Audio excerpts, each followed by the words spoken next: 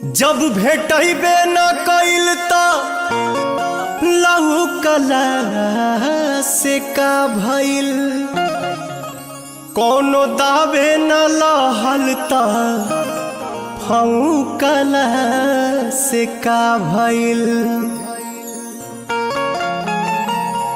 ऐसे तो डाढ़ पत फर के फुलाइल होखे, जब भेटबे न कइल त छौकला से का भइल।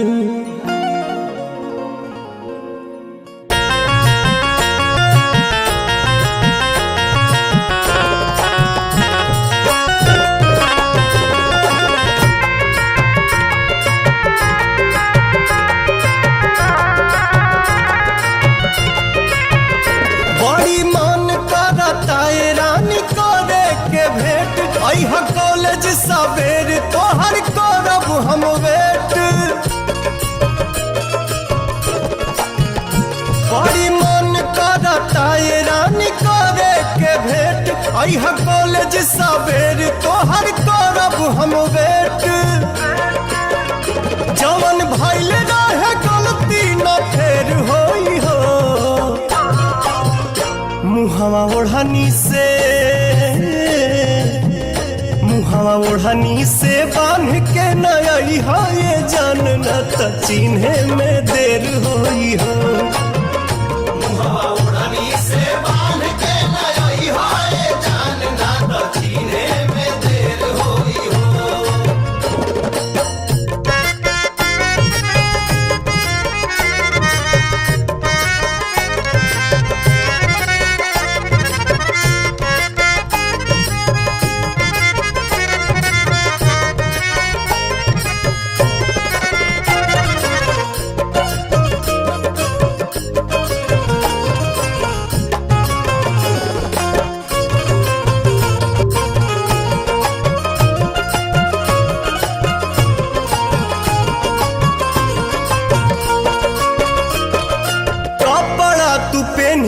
चटक पियर रंग के हथवा में ले ली हम मोबाइल सैमसंग के। हाँ कपड़ा तू पहनी चटक पियर रंग के हथवा में ले ली हम मोबाइल सैमसंग के। कॉल करी हम फिर बात ढेर होई हो। मुहवा